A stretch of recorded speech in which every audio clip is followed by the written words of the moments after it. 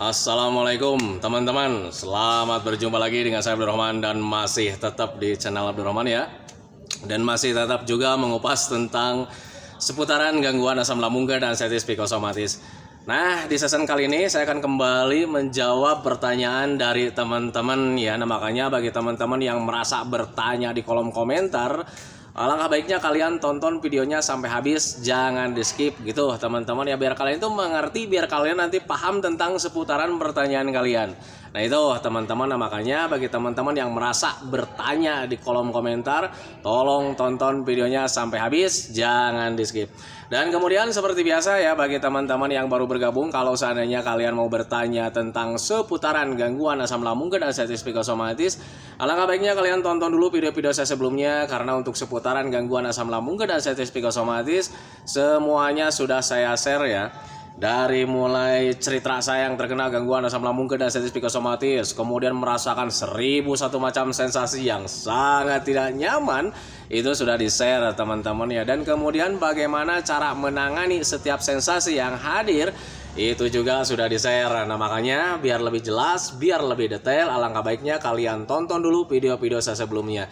Nah itu teman-teman ya. Dan kemudian bagi teman-teman yang baru bergabung juga, seperti biasa juga, kalau seandainya kalian belum subscribe channelnya, mohon videonya itu di subscribe dulu, karena untuk subscribe itu tidak memerlukan biaya, tidak memerlukan pendaftaran. Jadi subscribe itu adalah hal yang sangat mudah sekali bagi teman-teman lakukan ya. Jadi teman-teman itu cukup memijit saja tulisan subscribe, biar kenapa?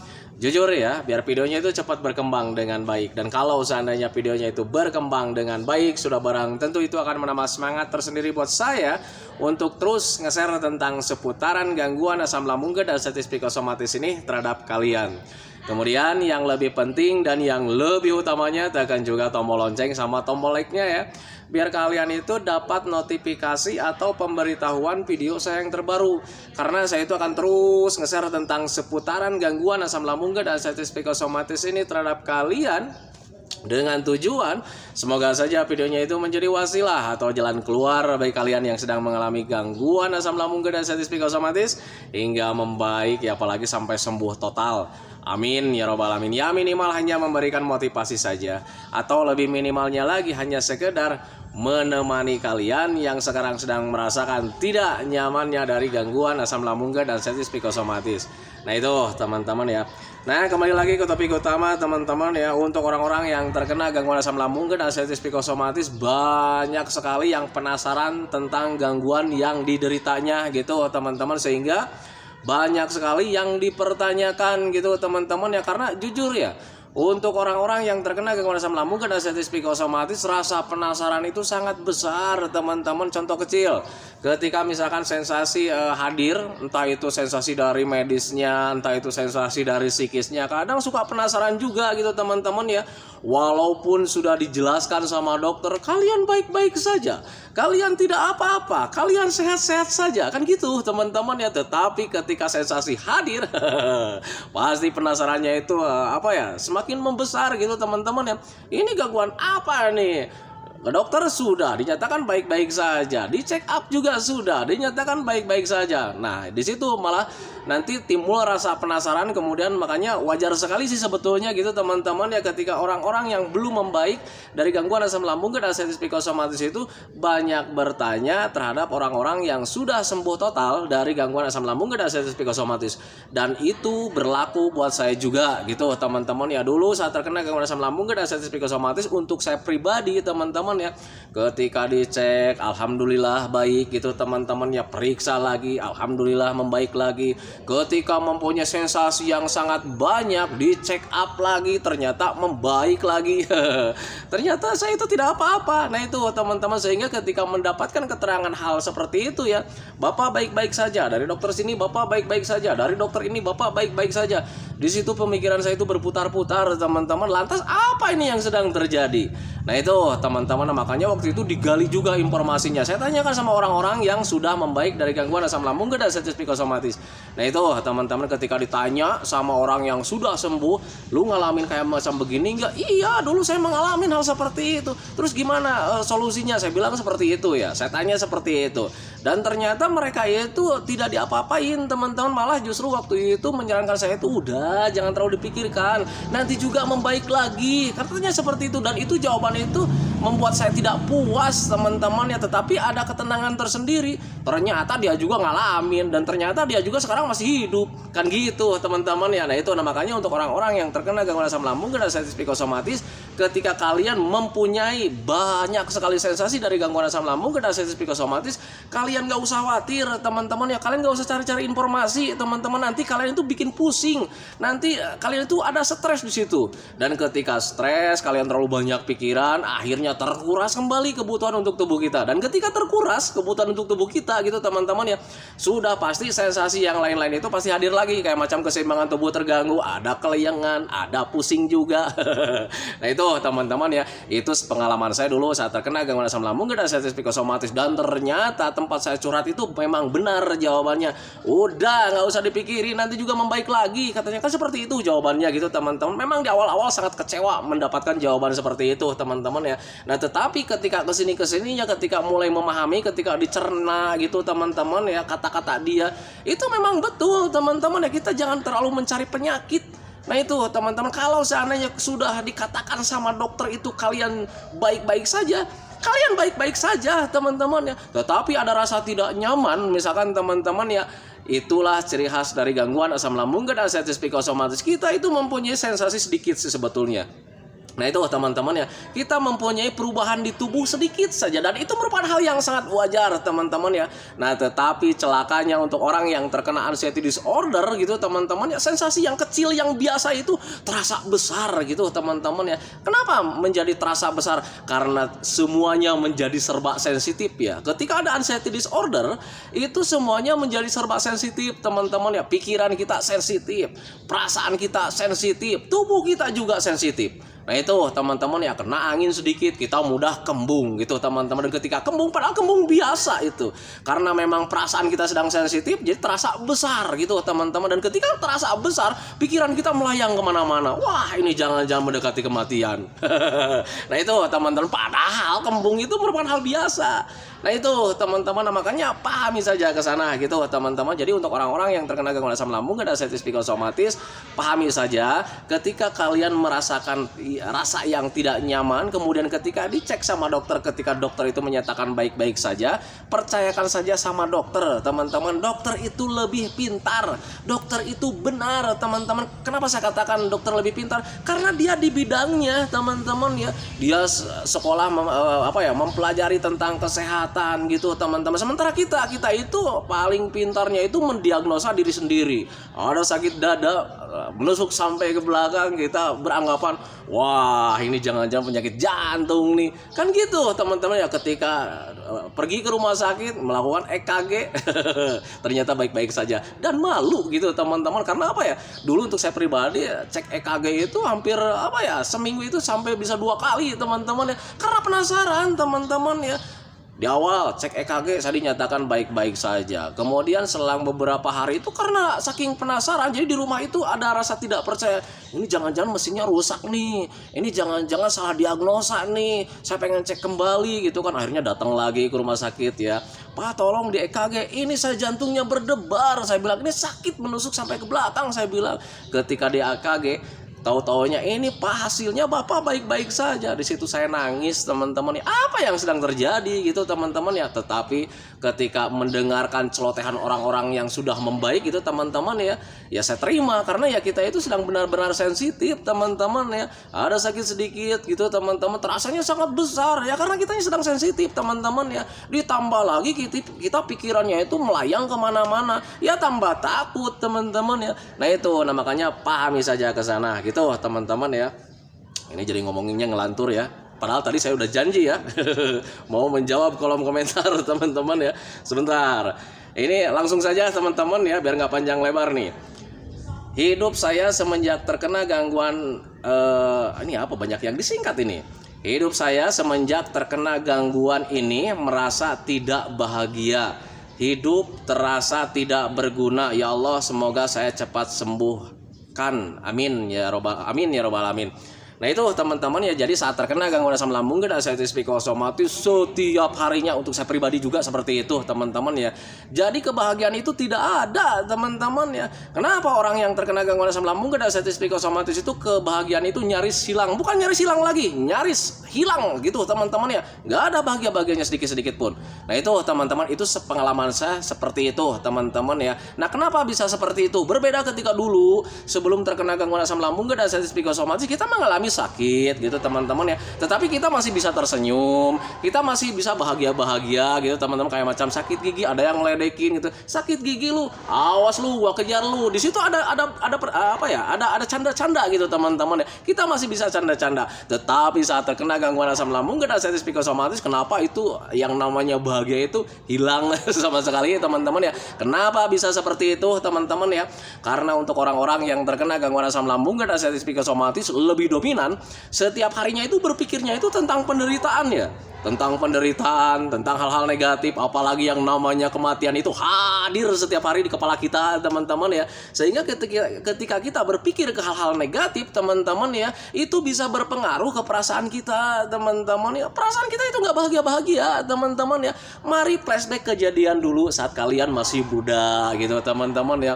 Kita berpikirnya tentang yang bahagia-bahagia gitu teman-teman ya, dapat undian misalkan gitu teman-teman ya, kemudian ada naik gaji gitu teman-teman ya. Kita lagi duduk nyaman itu ya, kepikirannya itu yang bahagia-bahagia teman-teman ya. Nanti ketika benar-benar naik gaji nih, saya akan pergi ke sana bawa keluarga, bawa pacar, kan gitu teman-teman ya. Nah tetapi saat ini, saat terkena gangguan asam lambung dan anxiety psikosomatis, kita berpikirnya itu ke hal negatif teman-teman, sehingga itu berpengaruh ke perasaan kalian, berpengaruh ke pikiran kalian teman-teman, bahkan ke tubuh kalian juga terpengaruh teman-teman ya. Orang yang merasa menderita setiap harinya itu mudah lemah, letih, lesu, tidak ada gairah, mukanya kusam. Nah itu teman-teman, itu sepengalaman saya dulu gitu teman-teman. Jadi ketika berkaca itu muka gua tambah jelek nih. Nah itu teman-teman ya, jadi makanya pahami saja ke sana. Jadi ketika kalian sekarang merasa tidak bahagia itu, tengok kemudian flashback juga dan rasakan juga sama Anda sendiri. Apakah setiap harinya selalu berpikir tentang hal-hal negatif? Kalau seandainya masih iya, hindari saja gitu teman-teman ya. Tetapi Pak, saya itu berpikirnya itu takutnya ini gangguan ini berbahaya. Tidak teman-teman ya, untuk gangguan asam lambung dan anxiety psikosomatis itu tidak berbahaya. Tengok di YouTube itu sekarang bermunculan youtuber baru tentang gangguan asam lambung dan anxiety psikosomatis, dan itu harus menjadi patokan buat kalian. Ternyata mereka juga sembuh. Nah itu teman-teman ya, dan kalian juga bakalan sembuh teman-teman ya. Nah itu pahami saja ke sana. Kalian tanpa saya kasih motivasi, tanpa saya kasih beritahu juga gitu teman-teman ya, kalian itu bakalan membaik teman-teman ya. Kenapa saya katakan bakalan membaik? Karena gangguan ini dulu juga banyak teman-teman ya, dan dulu itu belum terlalu booming tentang seputaran gangguan asam lambung dan anxiety psikosomatis. Di YouTube itu masih belum ada teman-teman ya, dan orang-orang sudah banyak yang ngalamin dan sudah sembuh teman-teman ya. Nah itu, nah sekarang itu gangguan asam lambung dan anxiety psikosomatis itu kayak macam yang banyak yang menderita gitu teman-teman ya. Banyak menderita itu orang yang terkena gangguan asam lambung dan anxiety psikosomatis itu karena terpengaruh dengan media sosial. Informasinya itu cepat sama mereka yang belum terkena gangguan asam, sama kita juga yang terkena gangguan asam. Nah itu teman-teman, padahal dulu juga banyak yang terkena gangguan asam lambung dan anxiety psikosomatis, karena memang dulu media sosial itu belum terlalu kayak gimana gitu teman-teman ya, sehingga informasinya itu agak terbatas teman-teman, dan mereka sudah sembuh teman-teman ya.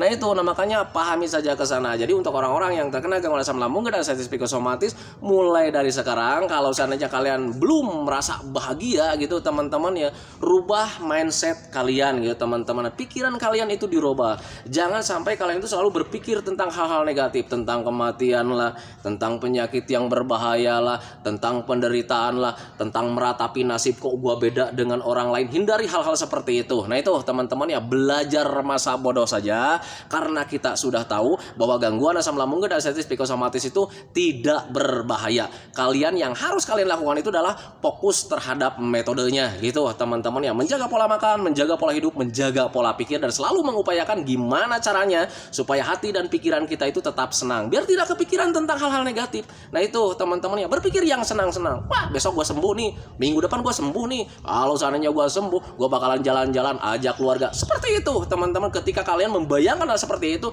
nanti minimal senyuman ada. Nah itu teman-teman, iya ketika saya nanti sudah sembuh, saya jalan-jalan dengan keluarga bercanda-bercanda, asik kayaknya nih, minimal senyuman ada teman-teman ya. Dan di situ awal-awal kebahagiaan kalian hadir teman-teman ya. Nah itu, nah makanya pahami saja itu gitu teman-teman. Itu pengalaman saya dulu saat terkena gangguan asam lambung dan artritis psikosomatis.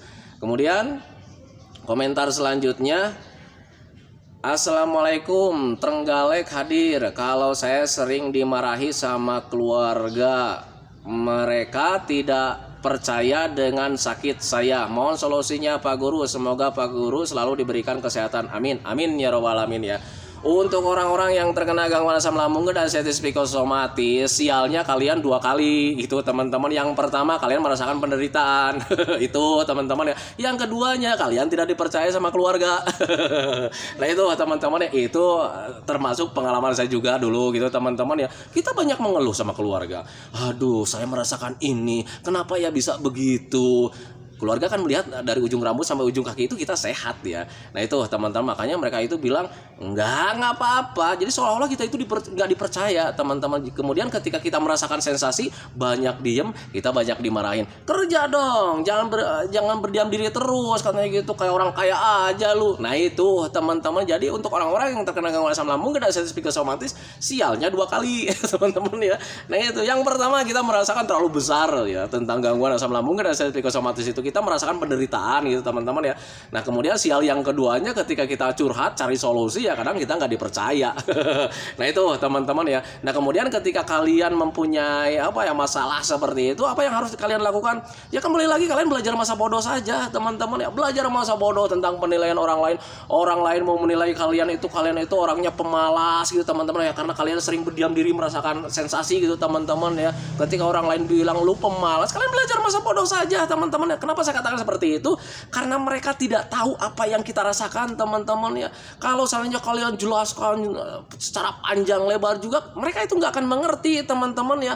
Adapun kalau misalnya kalian paksakan penjelasan keadaan kalian sama orang-orang yang belum mengalami gangguan asam lambung dan artritis psikosomatis, nanti kaliannya dianggap lebay. Nah itu teman-teman, contoh kecil ketika ada burung kedasi. Karena dulu ya saya itu masih mengalami ketakutan ya tentang suara burung kedasi. Jadi ketika ada burung kedasi itu, saya berpikirnya wah ini jangan-jangan menjemput kematian saya, kan seperti itu teman-teman ya.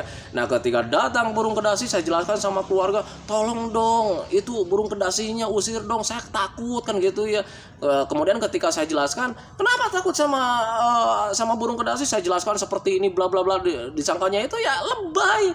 Nah itu teman-teman, nah makanya untuk orang-orang yang terkena gangguan asam lambung dan artritis psikosomatis, nggak usah peduli omongan orang lain. Yang penting kalian konsisten dengan kesehatan kalian teman-teman ya. Fokus saja dengan kesehatan kalian. Belajar masa bodoh tentang penilaian orang lain teman-teman, karena orang lain itu belum tentu memahami teman-teman ya. Karena untuk gangguan asam lambung dan artritis psikosomatis ini hanya bisa dipahami dengan orang-orang yang sedang terkena gangguan asam lambung dan artritis psikosomatis, dan orang-orang yang sedang mengalami teman-teman ya, sekalipun itu dokter. Nah itu teman-teman, dokter kalau seandainya belum mengalami teman-teman ya, mereka itu kadang tidak paham teman-teman ya. Kenapa saya katakan tidak paham teman-teman ya? Karena mereka rata-rata hanya mempelajari di medisnya saja. Untuk psikis itu kadang tidak. Makanya ketika kalian bolak-balik ke rumah sakit, kalian selalu dianjurkan alangkah baiknya ke psikiater saja, alangkah baiknya ke psikolog saja. Nah itu teman-teman, karena untuk psikis mereka tidak tahu. Nah itu teman-teman, apalagi untuk orang-orang biasa yang tidak terkena gangguan asam lambung dan artritis psikosomatis, ya makanya belajar masa bodoh saja teman-teman ya. Fokus saja di kesehatan kalian teman-teman ya.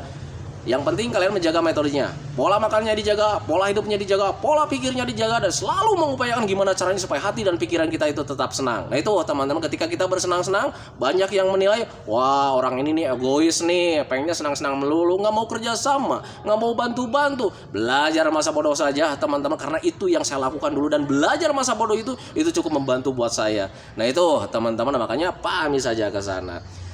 Kemudian dari siapa lagi ini ya?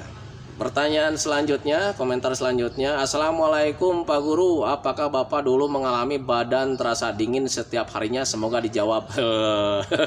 Untuk badan terasa dingin setiap hari itu saya merasakan gitu teman-teman ya, sering menggigil gitu teman-teman, dan bahkan saya itu dulu pernah ngecek ya, apakah ini perasaan saya aja gitu teman-teman ya, badan terasa dingin itu sampai saya itu keluarga itu dipanggil ya, satu-satu dipanggil. Pertama saya panggil dulu bini gitu teman-teman ya, "Bu, saya bilang sini tolong dong pegang kaki saya, apakah kaki saya itu dingin?" "Oh iya nih dingin." "Kenapa bisa dingin gini ya?" Kan gitu ya teman-teman ya, tambah shock waktu itu. Wah, kenapa ini dingin ya? Langsung pikiran itu kemana-mana, jangan-jangan ini mendekati kematian, karena orang yang meninggal itu biasanya badannya itu dingin. Nah itu teman-teman, saya berpikirnya seperti itu teman-teman, dan ketika berpikir seperti itu tambah takut. Nah itu teman-teman, tambah cemas gitu teman-teman. Akhirnya panggil lagi keluarga yang lain, saya panggil anak saya, "Kang sini," saya bilang gitu, "tolong pegang nih tangan, dingin gak?" saya bilang gitu. Akhirnya ketika anak pegang kemudian dia bilang dingin juga, sama tambah kecut. Nah itu teman-teman, "Iya ini kenapa dingin? Tolong diselimut," katanya kan gitu ya. Akhirnya tambah kecut gitu teman-teman, soalnya berpikirnya masih ke arah sana. Orang yang meninggal biasanya tandanya itu badannya dingin. Nah itu teman-teman, padahal itu bukan pertanda kalian mau mendekati kematian.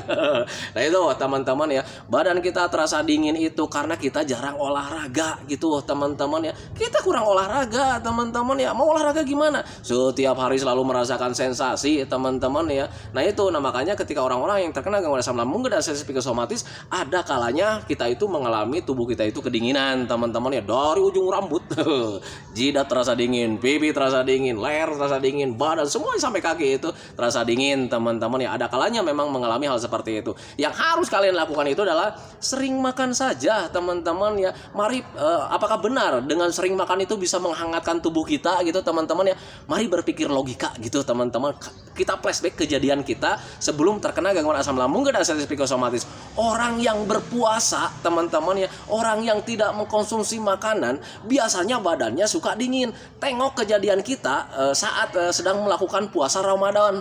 Nah itu teman-teman ya, ketika kita sehat kan dulu ya, sebelum terkena gangguan asam, ketika berpuasa kita itu merasa dingin, kakinya dingin, ya nggak ada asupan teman-teman ya. Kenapa nggak ada asupan itu menjadikan tubuh kita itu terasa dingin?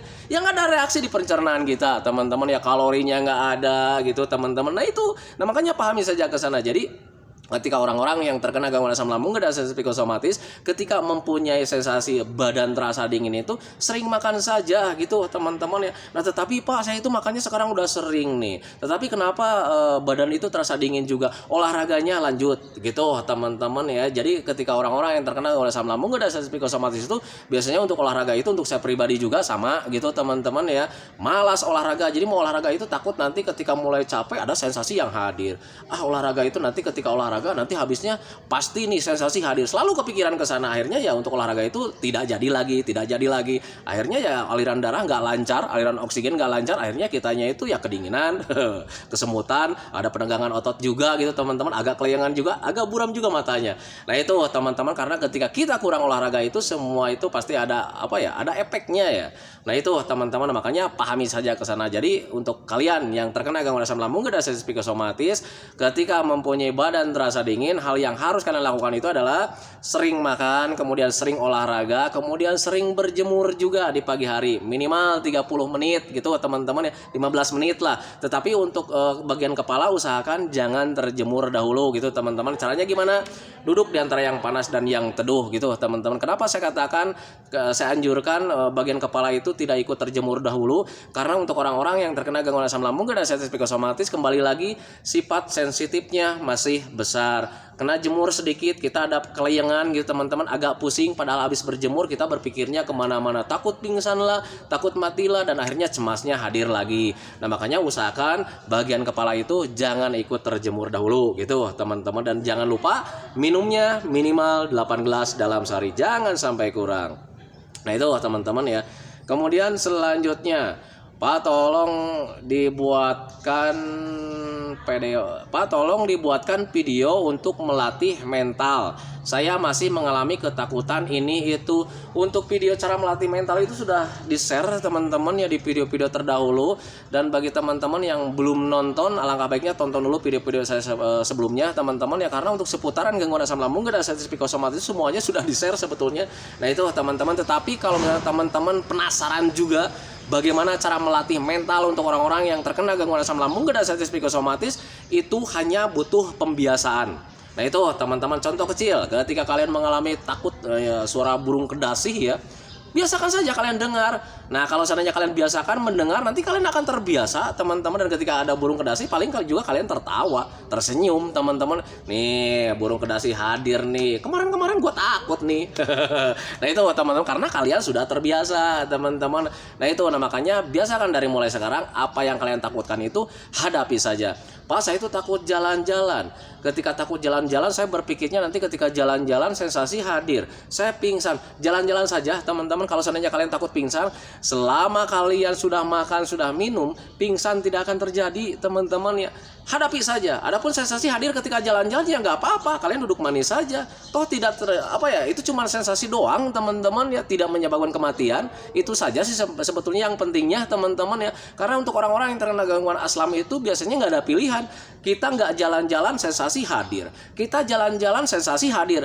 Menurut saya pribadi gitu teman-teman ya, mending jalan-jalan teman-teman ya. Jadi ketika jalan-jalan itu, di situ ada pelatihan, di situ ada olahraga, di situ ada penanganan refleks otak juga gitu teman-teman ya. Nah itu, makanya lebih baik kalian jalan-jalan saja. Tanamkan dalam pikiran kalian ketika kalian jalan-jalan itu tidak akan apa-apa, karena memang pada dasarnya kalian tidak akan apa-apa. Nah itu teman-teman ya, adapun ketakutan-ketakutan yang hinggap di kepala kita teman-teman ya, itu cuman permainan pikiran kita saja dari anxiety disorder teman-teman ya. Kenapa orang kita itu mempunyai anxiety disorder, kecemasannya berlebih? Karena ada trauma. Traumanya dari mana? Dari awal-awal saat terkena gangguan asam lambung dan sensitif psikosomatis, rasanya seperti mau mati. Disitulah tanpa disadari kita itu menjadi trauma. Sehingga ketika ada trauma, semuanya menjadi sensitif, semuanya menjadi serba waspada. Apa-apa diwaspadain.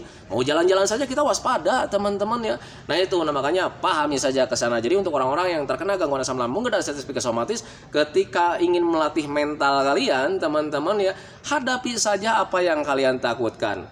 Tetapi untuk makanan-makanan pantrangan sebaiknya jangan gitu teman-teman, dijaga saja. Kemudian yang harus dijaga itu adalah perlakuan-perlakuan yang berlebih. Contoh kecil, kata Pak Abdul Rahman, saya itu bakalan baik-baik saja, apa yang dipikirkan itu tidak terjadi. Akhirnya kalian manjat tebing, kan gitu. Itu yang salah teman-teman ya. Sebaiknya jaga dulu pergerakan yang terlalu tinggi atau misalnya yang terlalu besar. Nah itu teman-teman, mentang-mentang kalian kata Pak Abdul Rahman juga, saya akan bakalan baik-baik saja. Tanamkan dalam pikiran saja bahwa kita itu bakalan baik-baik saja, karena memang pada dasarnya baik-baik saja. Kalian manjat tebing. Nah itu yang salah teman-teman ya. Sebaiknya untuk pergerakan atau aktivitas yang terlalu besar itu untuk saat ini sebaiknya dibatasi saja. Tetapi kalau untuk aktivitas yang biasa-biasa, sebaiknya kalian lakukan saja. Biasakan dari mulai sekarang teman-teman, biar kalian itu cepat terbiasa lagi. Dan ketika terbiasa, tanpa disadari di situ mental kita itu mulai tumbuh gitu teman-teman. Salah satu contoh kecil, ketika dulu saat kecil,